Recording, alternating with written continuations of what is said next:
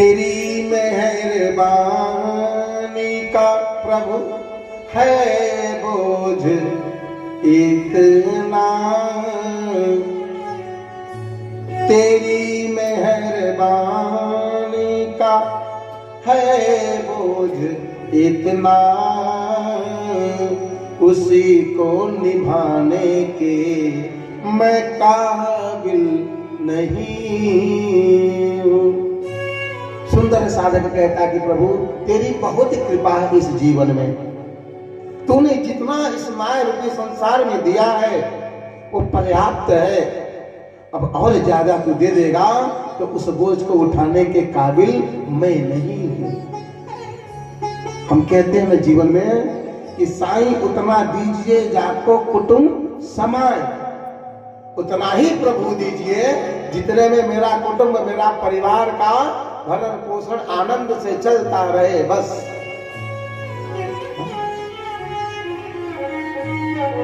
जानते हैं एक बात, अत्यधिक आवश्यकता से अत्यधिक प्राप्त हो जाने पर हम उसकी कदर नहीं करते। चाहे धन हो, चाहे संपत्ति हो, चाहे वस्तु इत्यादि कोई भी हो, हमारी आवश्यकता से यदि अधिक हमको आपको जीवन में प्राप्त हो जाता है तो हमें उसकी कदर नहीं होती। इसलिए अपने परमात्मा से, अपने भगवान से इतना ही कहिएगा, प्रभु आपने जितना दिया है पर्याप्त दिया है, और ज्यादा दे देगा तो उस बोझा को उठाने के काबिल मैं नहीं हूं। ये भाव जीवन में होना चाहिए। आप किस प्रकार से भगवान के प्रति निष्ठा रखोगे, अपनी इच्छा रखोगे ना, तो उसी प्रकार से आपको बराबर भगवान देता रहेगा। जब जैसी आपको जीवन में आवश्यकता होगी वो आपकी पूर्ति ईश्वर परमात्मा करता रहेगा। लेकिन आप अपनी शक्ति से, अपनी कामना के माध्यम से अपनी आवश्यकता से ज्यादा मांग लेते हैं, जो कि उसको संभाल नहीं पाते। कम रहेगा, थोड़ा रहेगा, परमात्मा से लगन जुड़ा रहेगा, नाम जुड़ा रहेगा, याद बनी रहेगी। ज्यादा आवश्यकता से प्राप्त हो जाने पर माया में लिपट जाते हैं और परमात्मा का ध्यान, परमात्मा की भक्ति धीरे धीरे समाप्त हो जाती है, छूट जाती है। लगन लगा रहना चाहिए परमात्मा से, जीवन में संतोष करके चलना चाहिए कि प्रभु जितना दिया है पर्याप्त दिया है। आनंद के साथ ये जीवन बीतता रहे, प्रसन्नता के साथ कुटुंब परिवार आनंद में रहे, इससे बड़ी कृपा और क्या हो सकती है। हम कहते हैं जीवन में कि भगवान की कृपा नहीं है पंडित जी, हम रोज पूजा पाठ करते हैं, रोज व्रत अनुष्ठान करते हैं, लेकिन भगवान की कृपा ही नहीं होती। अब कैसे करेगा भगवान कृपा?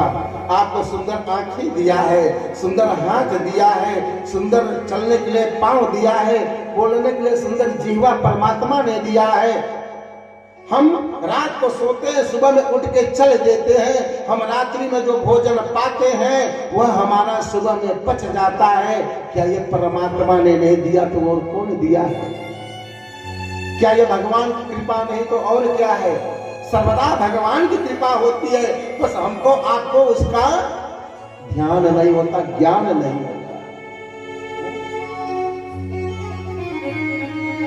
हम किसी के सहारे नहीं चल रहे हैं, हम किसी का दामन पकड़ के नहीं चल रहे हैं, किसी का सहारा लेकर के नहीं चल रहे हैं।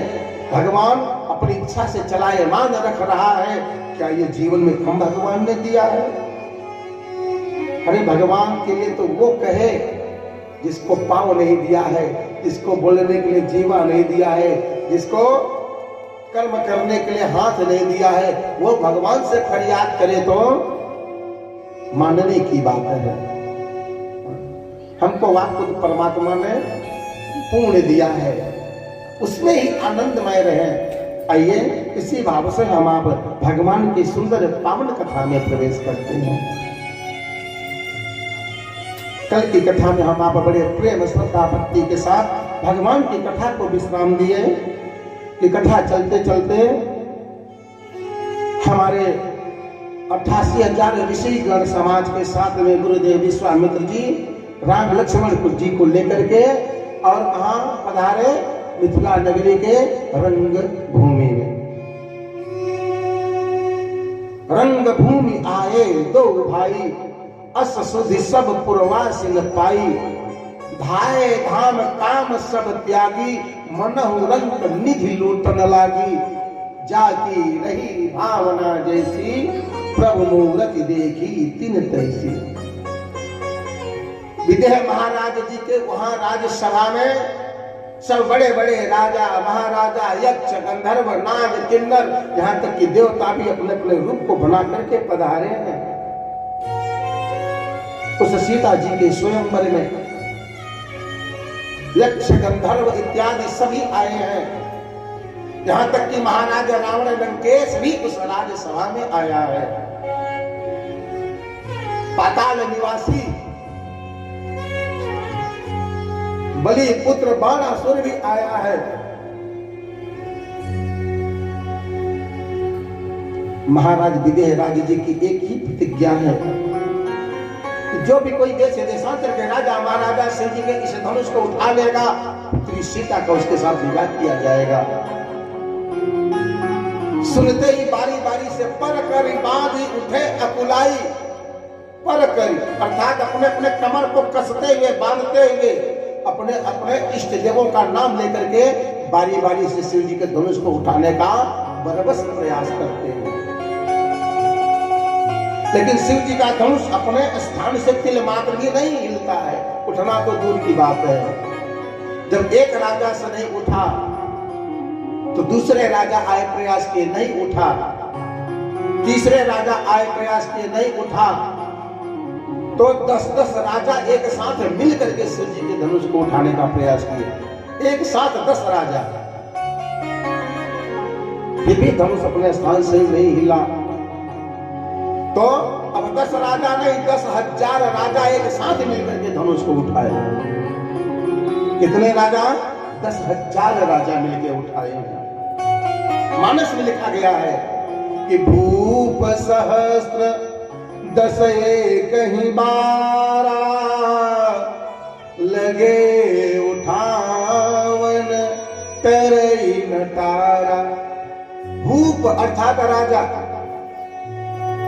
सहस्त्र सहस्त्र कहते हैं सैकड़ा को, और 10 सहस्त्र अर्थात 10,000 होता है। 10,000 राजा मिल करके उठाए शिव जी के धनुष को। अब आप कहेंगे पंडित जी धनुष फिर कितना बड़ा था कि 10,000 राजा मिलकर उठाने लगे? वास्तविकता यदि देखा जाए शास्त्र में तो शिव जी का ये जो धनुष था ये दधीच के नाक की हड्डी से बना हुआ था, इसलिए इस शिव जी के धनुष का नाम था पिनाक। और यह पिनाक जो धनुष है, यह धनुष 5 फुट 8 इंच का था। 5 फुट 8 इंच का यह शिव जी का धनुष था। और इस शिव जी के इस धनुष से स्वयं बाबा भोलेनाथ बड़े बड़े राजा महाराज का वध किए थे। ये वही शिव जी का धनुष है। 10-10 राजा मिलकर के उठाने लगे, अपने स्थान से तिल मात्र भी नहीं हिला। तो विधि है राज महाराज व्याकुल हो गए हैं, कहते हैं बस बस अब और कोई भी राजा महाराजा मेरा उपहास न उड़ाए तो अच्छा है। अरे मैंने तो इस शिव जी के धनुष को उठाने की केवल मात्र प्रतिज्ञा की थी, लेकिन इन बड़े बड़े राजा महाराजा में इसमें किसी में भी इतनी शक्ति नहीं, ताकत नहीं, बल नहीं जो शिव जी के धनुष को उठाना तो दूर तिल मात्र हिला भी सके। अपनी अपनी वीरता की बड़ी बड़ी बातें करने वाले राजा महाराज, मैंने तो केवल शिव जी के धनुष को उठाने तक की प्रतिज्ञा की थी, लेकिन किसी में इतनी शक्ति नहीं कि शिव जी के धनुष को तिल मात्र हिला सके। क्या सबके बल, सबकी शक्तियां छीन हो गई, समाप्त हो गई है? मुझे ऐसा लगता है कि अब ये धरती वीरों से विहीन हो गई है, खाली हो गई है। अब इस धरती पर कोई वीर नहीं रहे, केवल वीरता की बातें करने वाले शेष रहे हैं। पुत्री सीते, पुत्री सीते, मैं तेरा अपराधी हूं। यदि मैं इस धनुष की प्रतिज्ञा, इस धनुष निमित्त प्रतिज्ञा न किया होता तो हे पुत्री तेरा विवाह मैं कब का करवा दिया होता। लेकिन मैं प्रतिज्ञा से बंधा हुआ हूं, मुझे क्षमा करना पुत्री। यदि मैं अपनी प्रतिज्ञा को तोड़ता हूं तो कुल का कलंक कहलाता हूं, और यदि मैं अपनी प्रतिज्ञा को निभाता हूं तो तू आजीवन कुमारी रहेगी। मुझे ऐसा प्रतीत होता है पुत्री कि विधाता ने तेरे लिए वर नहीं बनाया। व्याकुल हो गए विजय महाराज जी, और भला क्यों न हो, जिसके घर में एक बेटी हो और वो बेटी सयानी हो गई हो तो पिता को बड़ी चिंता होती है उसके विवाह के लिए। पिता की रात की नींद, जीवन का चैन समाप्त हो जाता है जब तक वह पुत्री का विवाह नहीं कर लेता। आज यही सोच करके महाराज श्री जनक जी व्याकुल हो गए हैं, मैं क्या करूं। कहते हैं महाराज जनक जी कि तजहु आस निज निज गृह जाऊं।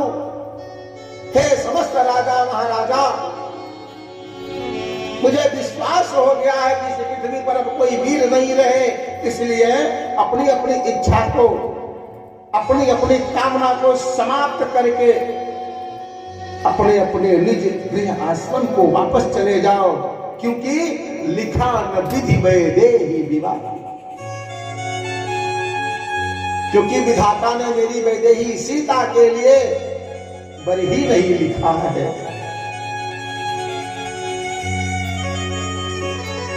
सुनते ही जिस राज सभा में क्षत्रिय कुल का एक भी बालक बैठा हो, वहां पर यदि कोई वीरता की बातें करे तो भला लक्ष्मण जी कैसे चुप रह सकते हैं। माखे लखन कुटिल भई भाव है। सुनते ही लक्ष्मण जी की बाह भुजाएं फड़कने लगी, मानो आंख से लाल अंगारे भभकने लगे। भृगुटी आंखों के ऊपर की भौं टेढ़ी हो गई, क्रोध से भर गए लक्ष्मण जी और अंग फड़कने लगा। खड़े होकर के लक्ष्मण जी कहते हैं बस महाराज, बस करिएगा, इसके आगे अब आप और भी कुछ नहीं कहिएगा। महाराज आपको किसने अधिकार दिया है कि अपनी राज्यसभा में समस्त राजा महाराजाओं को बुला करके आप इस प्रकार उनका अपमान करो? किसने आपको अधिकार दिया महाराज? अपने राज्यसभा में बुलवा करके सब देश देश के राजा महाराजाओं का इस प्रकार आप अपमान कर रहे हैं, आपको शोभा नहीं दे रहा महाराज। आप शायद यह भूल रहे हैं कि जिस राज कुल में, जिस राज सभा में क्षत्रिय कुल का एक भी बालक बैठा हो महाराज, वहां पर वीरता की बातें नहीं करते।